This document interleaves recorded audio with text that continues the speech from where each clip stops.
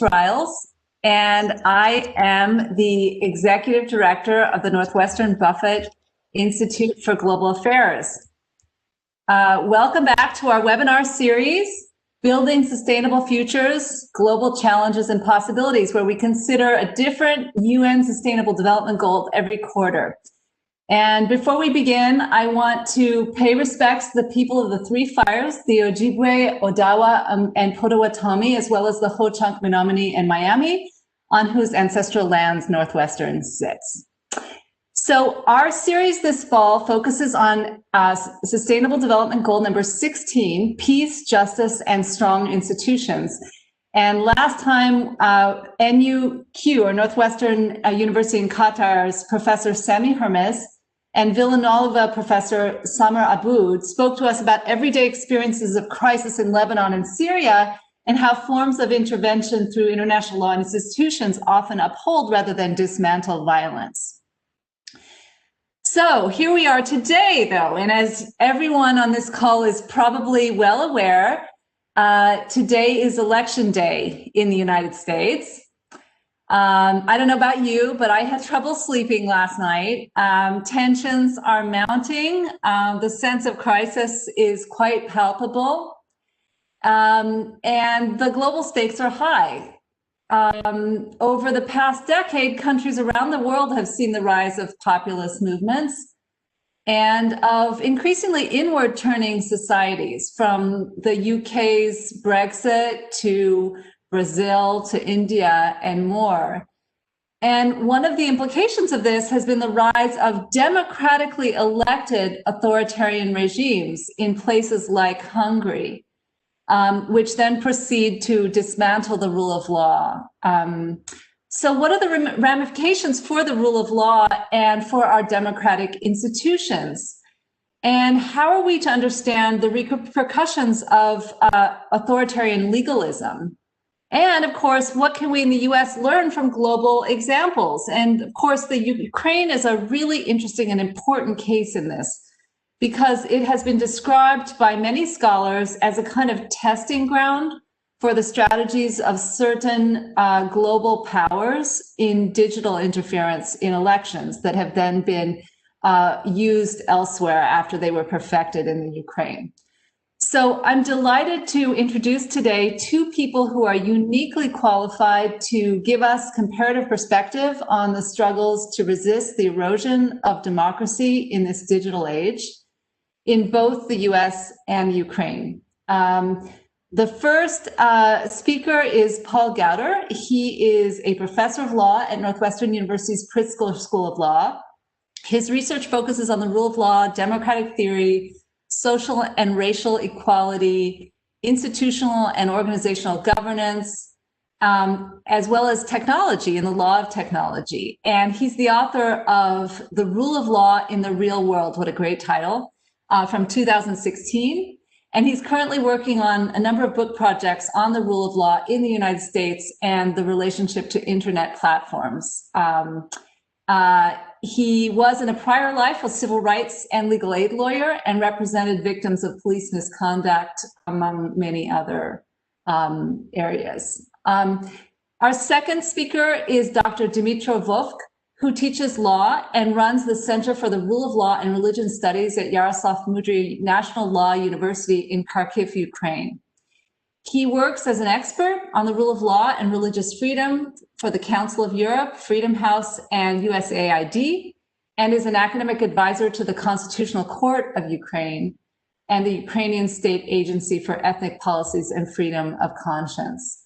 Among his recent publications are chapters such as Forced Displacement, Religious Freedom, and the Russian-Ukrainian Conflict, for a volume forthcoming in the Amsterdam University Press, and Soviet Law and Political Religion in Law is Religion, Religion is Law, a book coming out soon from Cambridge University Press.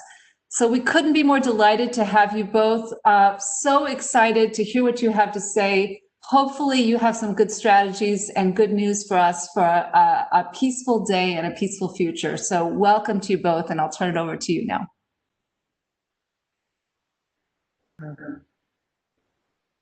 All right. Oh, Thank you so much. See if I can actually get PowerPoint to go on. Oh, I can. Good show. All right, so I'm afraid that I don't really have what I would call good news to share. I recently published a paper entitled "The Threats to the American Rule of Law Will Outlast the Next Election." And I'd like to sketch out today a little bit about why we should see the struggles surrounding the American rule of law and attached to it American constitutional democracy more generally to be structural rather than transient, and to see, frankly, Donald Trump as symptom rather than cause of underlying pathologies in the American political order. A lot of us have a vision in our heads of countries that are more or less functional constitutional democracies, even though they might occasionally go a little bit off the rails, but the fundamentals are sound. The idea of a house with good bones. And I'm not convinced that the United States has good bones right at the moment. And to my mind, the fundamental problem that sits at the root of America's democratic issues and legal issues is its level of inequality. And I don't merely think here of economic inequality, but also, of course, of racial inequality and even of geographic inequality. Of course, we know that there's been widespread discussion over the last few years of the level of inequality between rural and urban parts of the United States. There's long-standing reason to think that inequality is associated with constitutional and democratic decline. It's striking, for example, just as a historical note, that both John Adams and Thomas Jefferson, who agreed on very little else at various points in their careers, advocated for a certain amount of land redistribution on the theory that a certain degree of equality was a necessary support for American civic virtue. So why? Well, to my mind, a key issue is that inequality undermines a kind of group solidarity across the political body. Right? So at a sufficient level of inequality, the best off become capable of dominating society without the participation of the worst off, and the worst off become alienated and become unwilling to sacrifice any kind of short-term interest in order to participate in collective action to support the existing system. It's when we start seeing things like, for example, decaying levels of voter turnout. Politics stops being a matter of cross-group coalition building, and people begin to see themselves as not having common interests. And if we think of the story of American political development, we can see the warping of the political process by inequality in a number of ways. And so one classic example that's been understood at least since W.E.B. Du Bois is the way that racial inequality provided a kind of status payoff to white Americans, and particularly to poorer white Americans, which undermined the capacity for poorer white and poorer Black Americans to act in concert to actually preserve their own economic interests. So the logic essentially is that if you're a poor white person, racist policies preserve a status hierarchy in which you get to be superior to someone else. And to some extent, this serves as a substitute for economic benefits. But I think we could also see sort of more characteristically late 20th century, early 21st century examples of this as well. Charles Tilly, the sociologist, identified an idea known as opportunity hoarding associated with phenomena like segregation and like exclusionary politics surrounding immigration, which to me seem to be strongly associated yet again with inequality, to the extent that inequality breeds toxic social and economic competition. We see people experiencing incentives to do things like engage in white flight, create geographically exclusionary policies like occupancy restrictions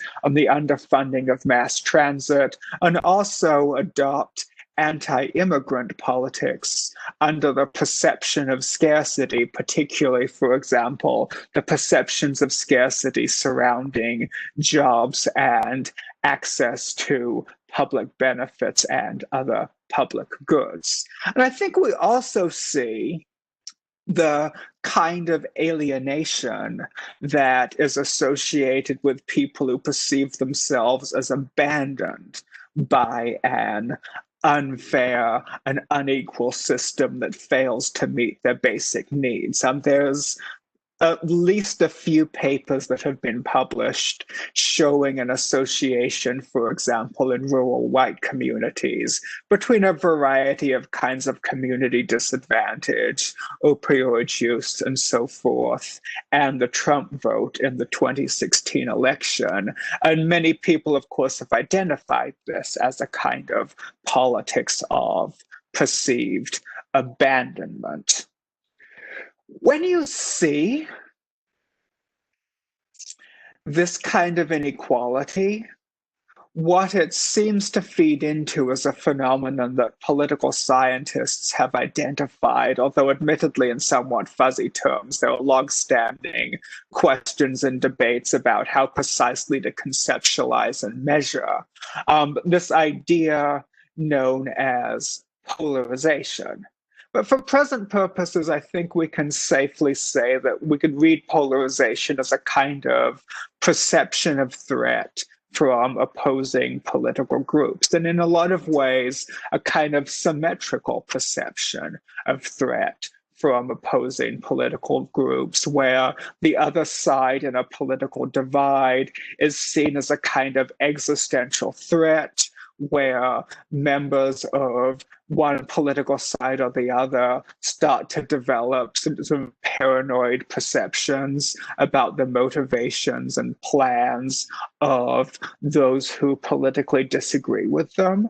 And again, to me, it seems as if at least we can theorize a connection between that sort of polarization and underlying inequality and insecurity. Of course, this is purely theoretical work at this point, but it at least makes some strong intuitive sense to think that some ground of this polarization arises from the problem that as the underlying interest groups in society find their interests radically diverging and find themselves under conditions of inequality in stark competition with one another for economic as well as social resources, that the level of perceived threat from others begins to increase. Again, I think we can particularly see this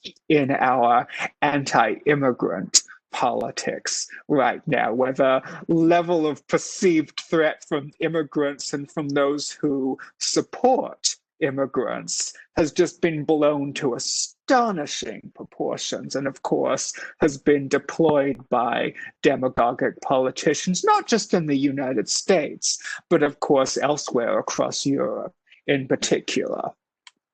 From the constitutional standpoint, when you see the other side as an existential threat, you start to support politicians who engage in conflict-promoting behavior. And many scholars in law have started using the term constitutional hardball to describe these behaviors, the identification of technically legal behaviors that nonetheless are incompatible with the idea of the other side as a legitimate participant in the political system. A great example is North Carolina, 2016. The Democrats won the governor's election, and the Republican-controlled legislature and lame duck governor immediately raced to pass bills stripping the incoming governor of power, reducing the number of appointments that the incoming governor could make, restricting the appointments process, and so forth.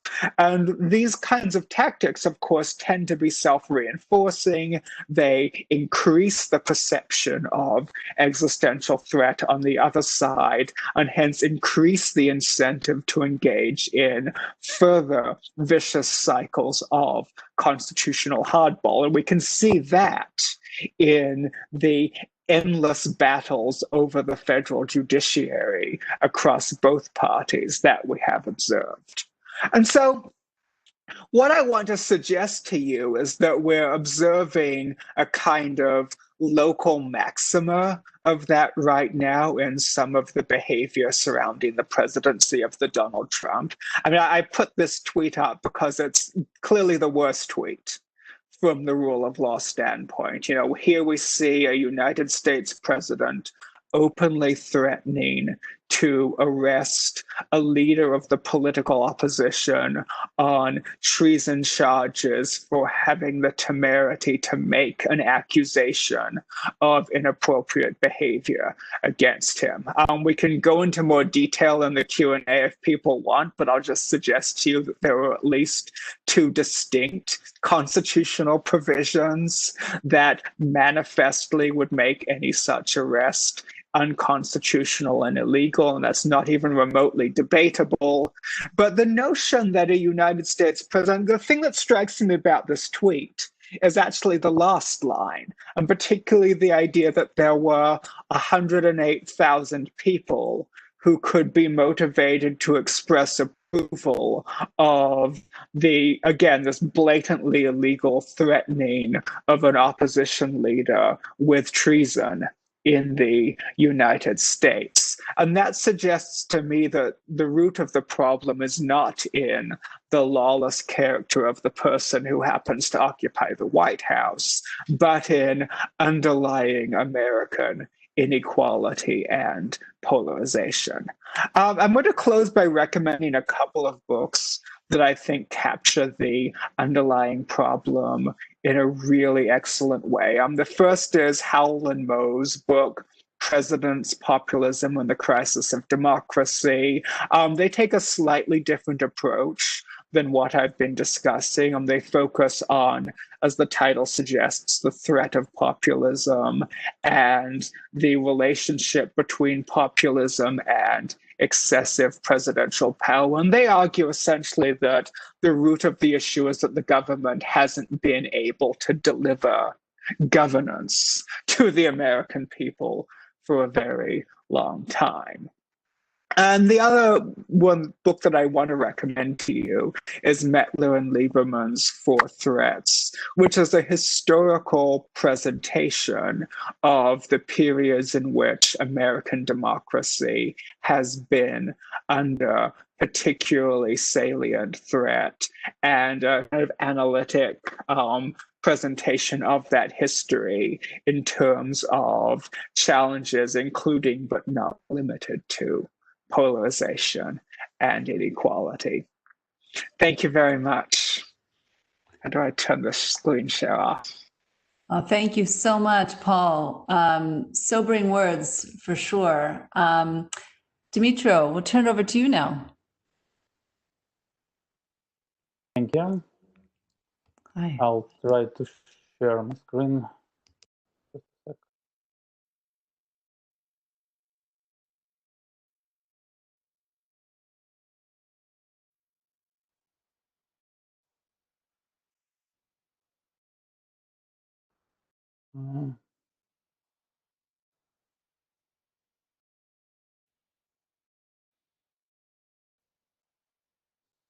Sorry, something going wrong. Try to share my presentation. Just a second.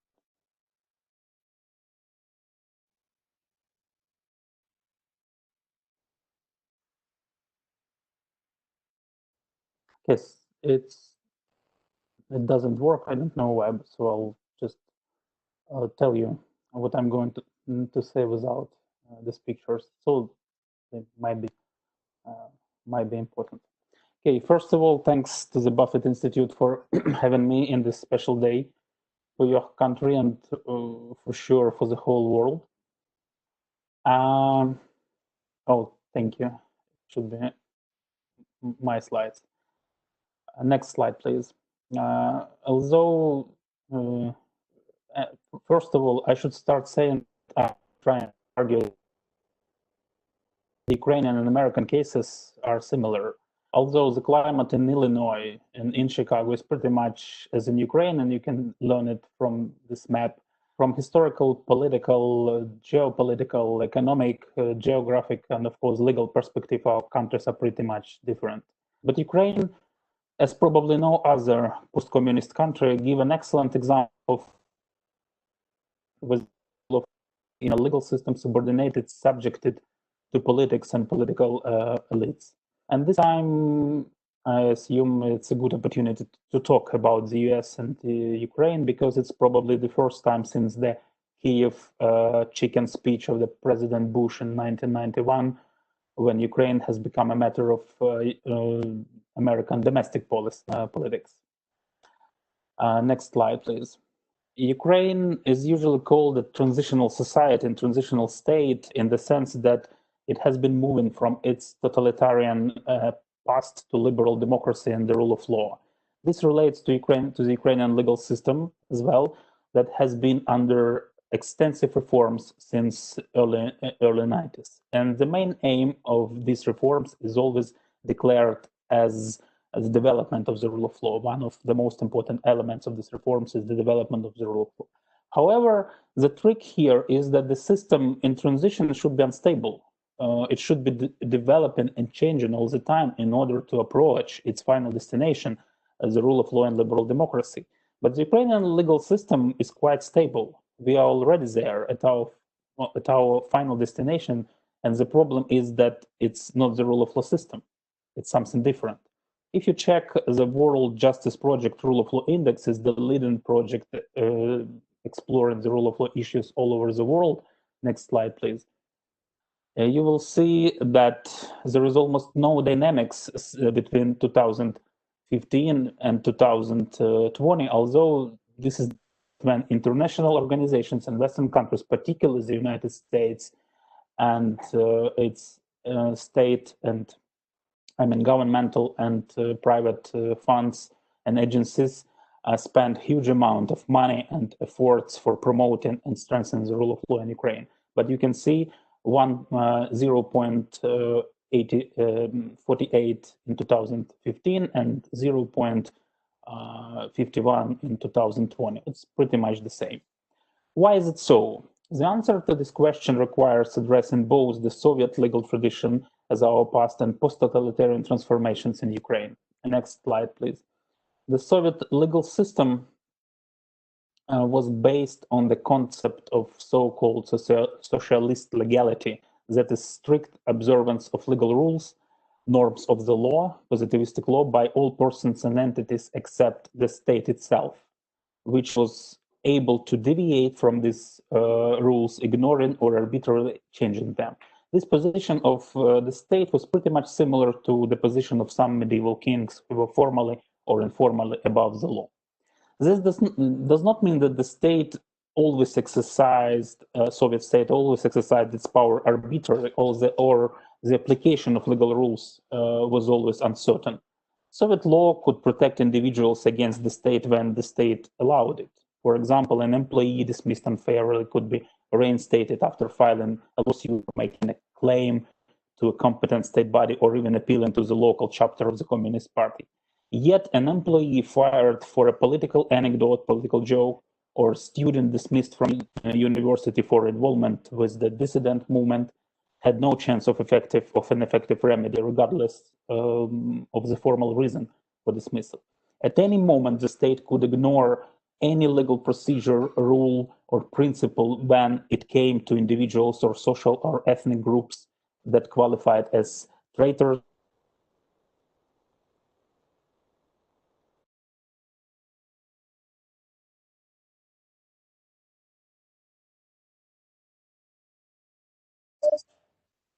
We seem to have lost Dmytro. Team, anybody be able to get him back? Maybe while we're waiting for him to log back on quickly, I'll just say that if you have questions for either panelists, you can put them in the chat and we will pose them as soon as Dmytro is able to finish his comments. So we can have a discussion. And maybe, Paul, while we're waiting for Dmytro to come back online, would it be okay if I asked you a question? Sure, absolutely. So maybe he's coming back. Oh, he's back. He's back. Let's hope. It's rejoining.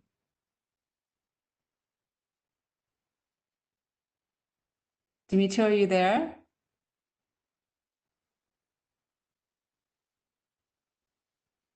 He's joining us from the Ukraine. Is that right, Paul? I think so, yes. Yes, so this is tricky. This is so let me just ask you my question, Paul, and then we'll see if we can get him back during the meantime. So I was just really, really taken by your description of this this vicious cycle. Inequality breeds polarization, breeds constitutional hardball, breeds both sides ratcheting things up. And obviously from a political science or economics point of view, let alone a just sort of human being point of view, that's not good for any of us, right? It's a everyone loses game. So what do we do about this? How do we break this cycle? What is your thought about that? Yeah, I mean, there's multiple levels at which we could answer a question involving how, right? I mean, I think that the ultimate goal is going to have to be the creation of a general kind of security. Oh, is Dmytro back? I think Dmytro might be before we had it back.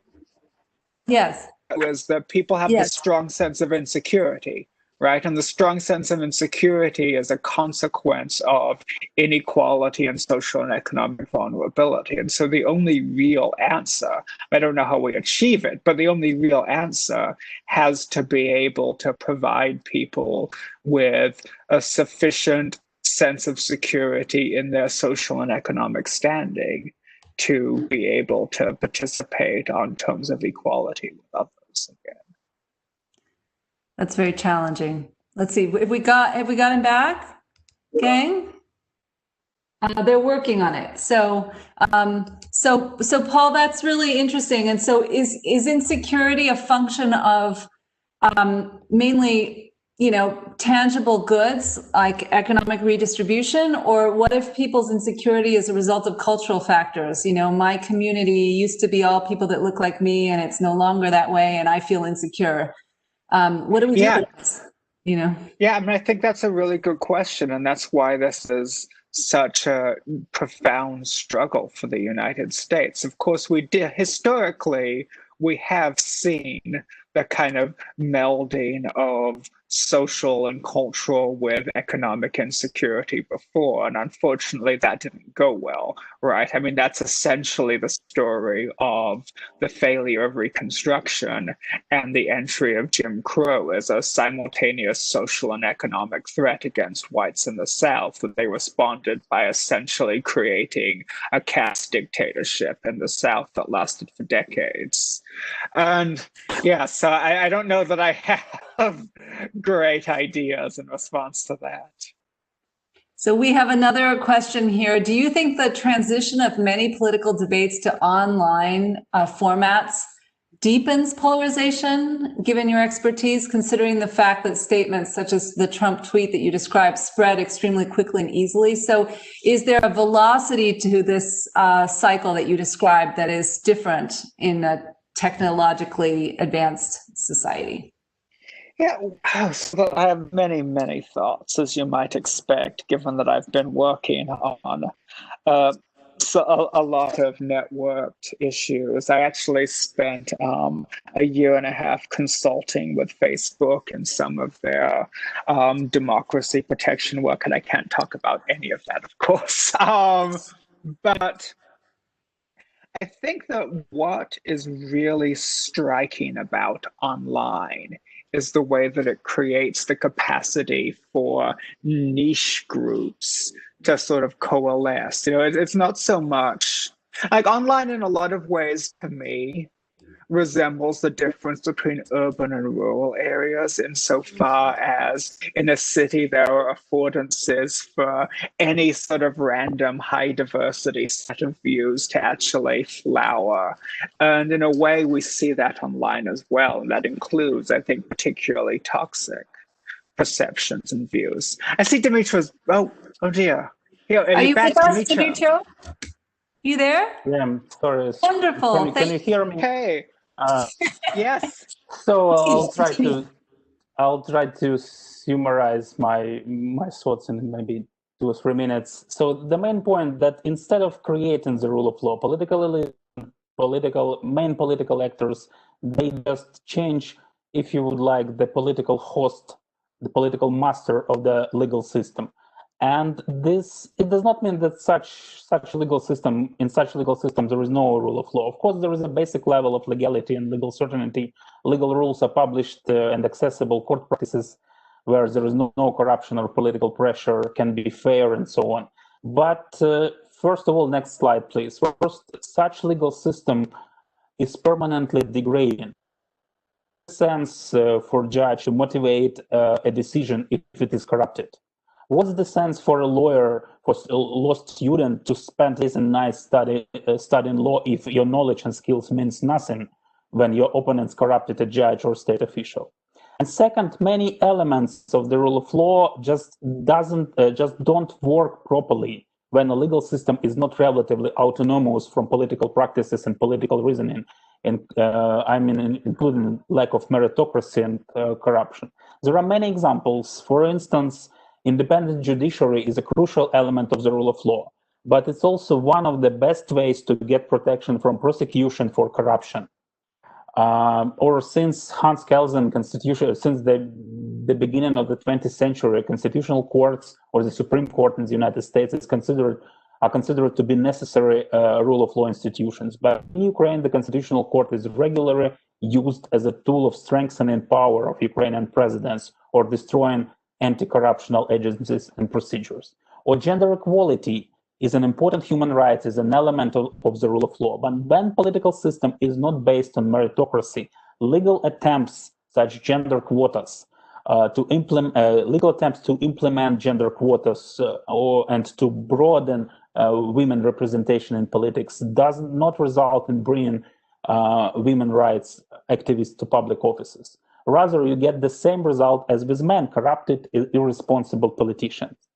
Next slide, please. Based on this Ukrainian experience, I can offer 3 lessons for the United States. 2 of them are domestically oriented, and the third one is about international policies. First, the rule of law is always under threat when a legal system is not relatively autonomous from politics and politicians. And it's not only about corruption. You can say that you can't say that we have lower level of corruption, so it's fine. Because instead of corruption, you can have cultural wars or security concerns or something else, or public morality concerns. Once someone assumes that we can regularly sacrifice legal principles or procedures in order to protect some morally good ideas or strengthen security, it can result in damaging the rule of law. Second, in legal systems subordinated to politics and politicians, the most well-established, the most conventional elements of the rule of law can be perverted and used against the rule of law. As I mentioned, gender equality, independent judiciary, independent bar, and so on. And finally, promoting the rule of law and technical support for development of the rule of law should start from protection of the legal system from political influence and dominance. It's a question for $1 million, but it's really crucial point. If the legal system is not protected, is not secured, not millions, but billions of dollars paid by American taxpayers will be spent mostly for nothing. Of course, these programs can have some solutions.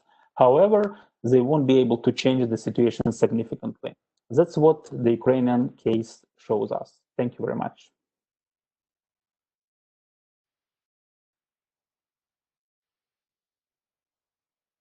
And I just want to thank you so much, Dmytro. And I just want to, first of all, acknowledge how remarkable the work is that you do every day and how honored we are to have you here, given the work that you do. And just remind everyone to put your questions in the chat, and I will pose them to both Dmytro and Paul. So maybe just to start there, Dmytro, I mean, what you just said at the end is quite staggering.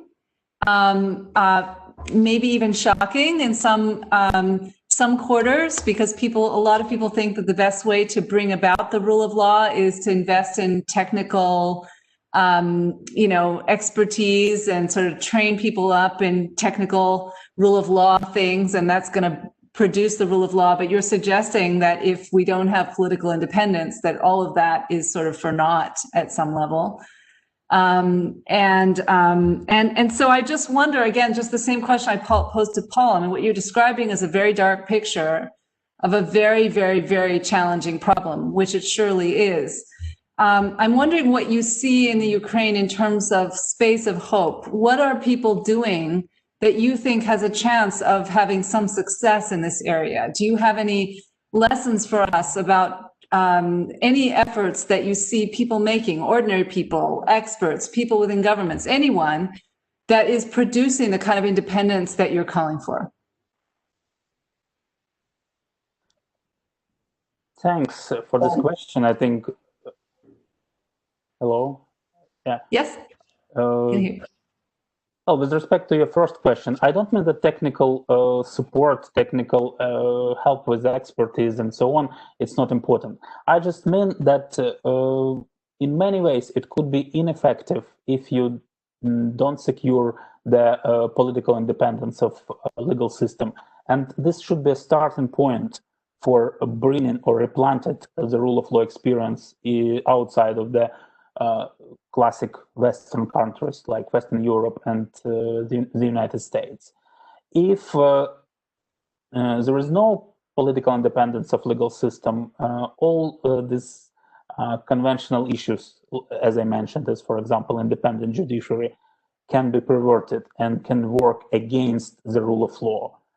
One more example, for example, some Ukrainian high courts, they use the rule of law as a reason not to obey clear, strict legal norms. They just motivate that, for example, yes, a court have no power to do something, but the rule of law makes us to accept this power and to exercise this. Although, yes, there is no such power in legislation. There is nothing bad in so-called contra legem, when you apply legal principles or constitutional norms against legislative provisions. But when it's permanent practice, when it's not motivated, when courts use it as a sort of private tool, or judges use it as a private tool, it becomes a problem.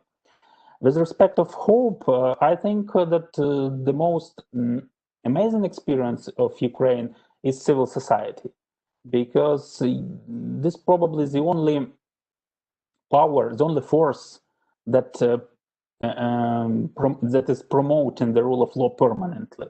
Political elites and top officials, they are not interested, because for them it's a sort of threat to their power, to their control about the legal system and political system. But civil society every day works hard on achieving some progress in, for example, fighting against corruption, or achieving some progress in European integration policies of Ukraine.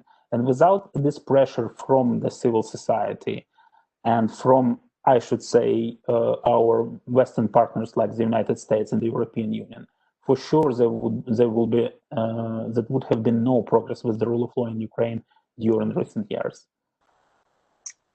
If I can add very briefly to that, I think that it's particularly important to attend to Dmytro's point about the sort of twisting of judiciaries as a tool to be used against the accountability of political actors. I think it's a more abstract point that's important for us to attend to, particularly in the United States. I mean, we often see as a constitutional lawyer some of the ideas that we might have understood as checks on excessive power, such as our constitutional conception of separation of powers, actually used quite vigorously to promote unconstrained executive power. I think of some prominent Supreme Court cases. For example, there's a case INS versus Charter, which made it unconstitutional for Congress to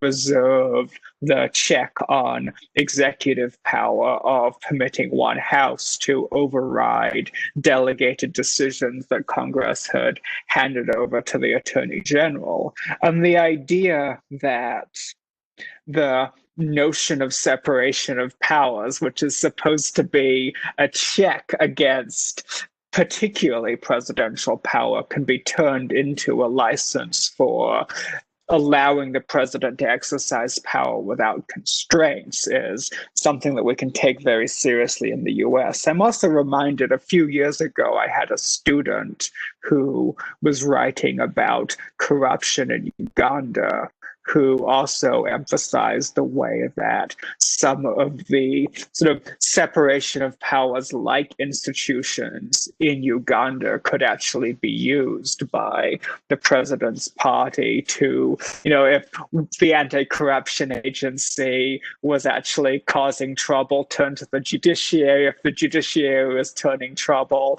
have the anti-corruption agency enter a veto. And so it's really important for us to attend to as constitutional lawyers. Very interesting. And I suppose we could add to that list Nazi law is another example of where we see that same phenomenon for sure. So sort of a follow-up, I think, for both of you to what you just said. Someone is asking, how would we describe what a relatively autonomous, I think that was your word, Dmytro, relatively autonomous legal system looks like? Because Paul has been describing this process of constitutional hardball where things are getting more and more encrusted and less independent. And of course, we know on the other side of the spectrum that there's no such thing as purely independent judiciary. The political scientists tell us that they can predict which way a Supreme Court justice will vote most of the time by their political affiliation. So is it a tipping point? Is there just some point at which the whole thing collapses, or is this a matter of degree? I mean, how would you say a system is relatively autonomous enough that it's robust? A hard question. Okay. Yes, it's a hard question, and we need to spend a day or two to explain what is a relatively autonomous legal system. I would say that, of course, politics, public morality, security, geopolitics influence legal system. It's evident, and there is no doubt that it's a sort of reality of life. There is no, as you said, pure law relations without any political context. But I should say that, in my view, relative autonomy means a sort of translation of political reasoning, of public morality ideas and reasoning into legal categories. It's I understand that I need to explain, but long story short, for example, translating into the language of human rights, or translating political reasoning into the language of the rule of law, and so on. When judges start to employ political ideas or employ their political views in bring them into judiciary, it's definitely a problem for legal system, because it means that judges lose their status as a sort of neutral arbiter of the situation. And the next step would be losing confidence by people, by citizens.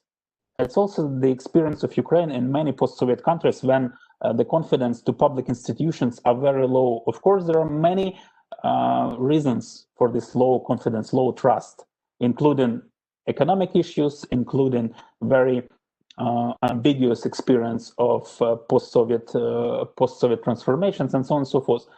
But, you know, I saw a public survey of 2012, I think, when astrologists enjoyed more public trust, more confidence than, for example, the president of Ukraine or judges. And it's not because people are stupid. It's because people have some experience and they don't understand that they would get what they expect to get from independent judiciary. I mean, not political reason, not moral reason, but resolving their cases in legal categories. So yes, it's difficult. It does not mean that politics doesn't influence law, but it means that we need this translation. We need this shift from political arguments into legal arguments, such as human rights and the rule of law. Yeah, so I feel like I'm going to leak out an idea that I've been toying with, that I've been thinking about writing up, but I'm not going to have time to write it up for a while. So here we go.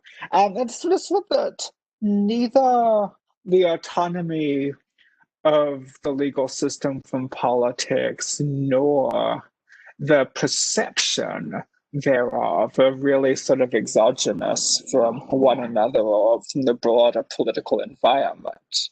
Let me back up. So a wonderful political theorist, Danielle Allen, in her book, Why Plato Wrote, essayed a kind of defense, a sort of defense-ish defense of this much loathed idea from Plato of the quote-unquote noble lie.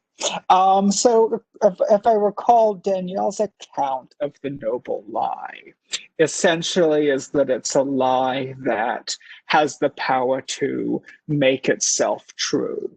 And in some sense, I think that we can understand the idea of legal autonomy from the political as a noble lie. That is, suppose that we create a strong culture of perceiving the law as autonomous from the political and perceiving that as a good thing. Well, that means that we're going to support efforts to socialize legal actors into acting as if the law is, in fact, autonomous from politics. It means we're going to socialize ordinary people to support legal actors who see the law as autonomous from politics and to see legal obligations of those in power as distinct from political interest. And to the extent that we can convince both legal actors and ordinary people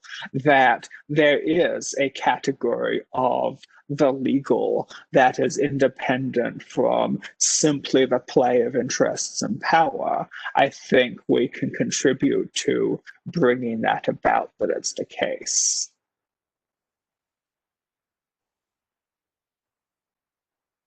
Sorry.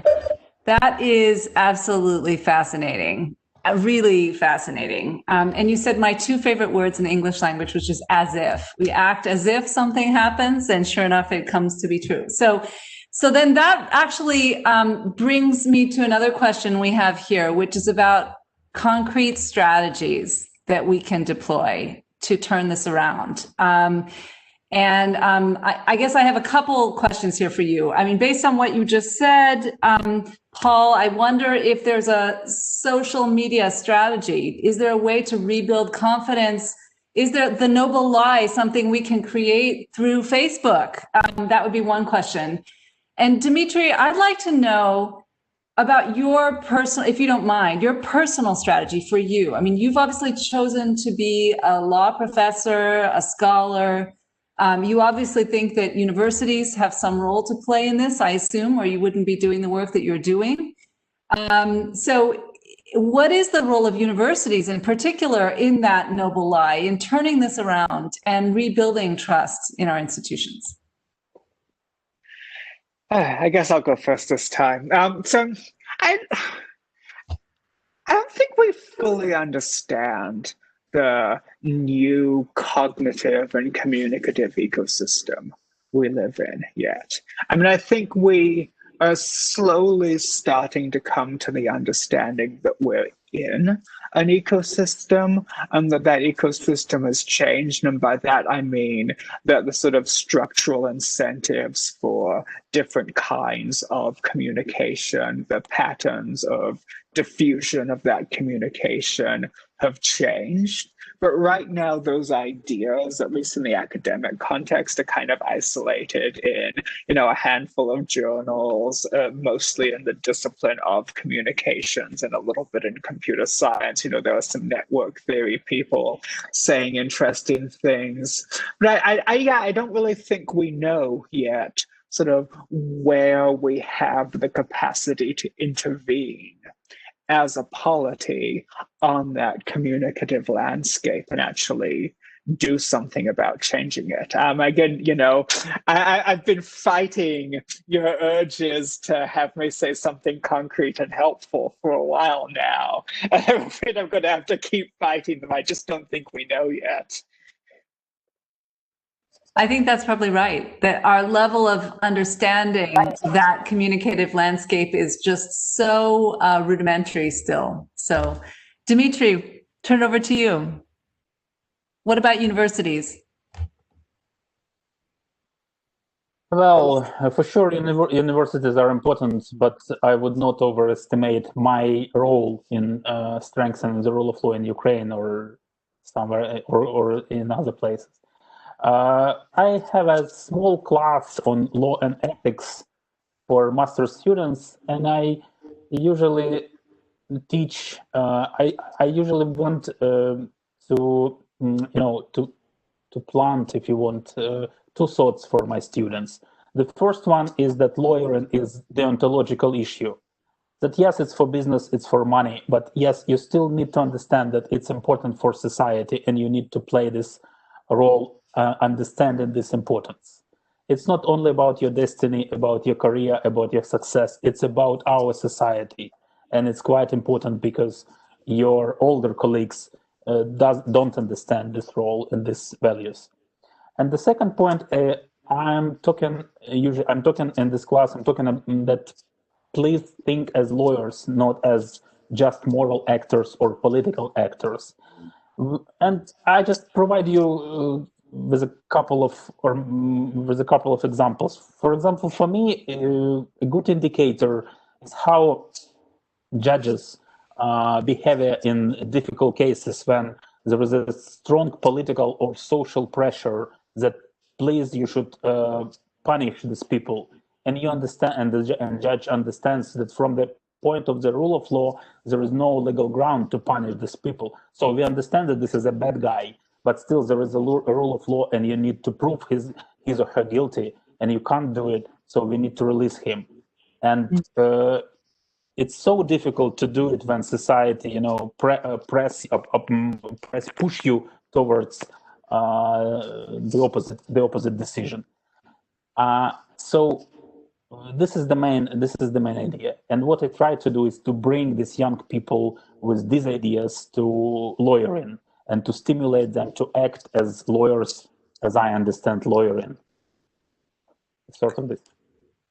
Well, that's very, very interesting, and also inspiring to me to think about the fact that our young people are probably our hope on many of these things. And it may be too late to change some of the people my age, but perhaps we can work on the next generation. And it sounds like that's what you're doing in your classroom. So I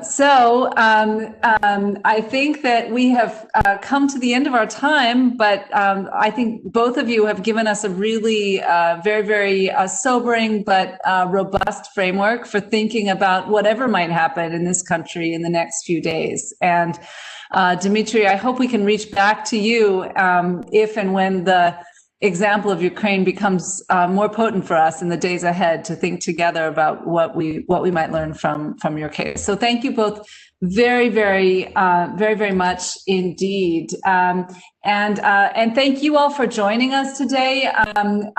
We're going to send you a survey, so we hope you can give us some feedback. We'll also encourage you to join our mailing list to find out about next events. Our next event in this series will take place on November 17th at 12 p.m. Central Time, in which we will have Northwestern University Associate Professor of African American Studies, Barnard Hesse, who will be speaking with Salman Saeed, Professor of Rhetoric and Decolonial Thought at the University of Leeds. So that should be a very, very interesting conversation. So thank you all. Everyone be well, be safe, and be healthy. And until next time, thank you both especially. Bye-bye, everyone. Thank you. Bye-bye. Thank you.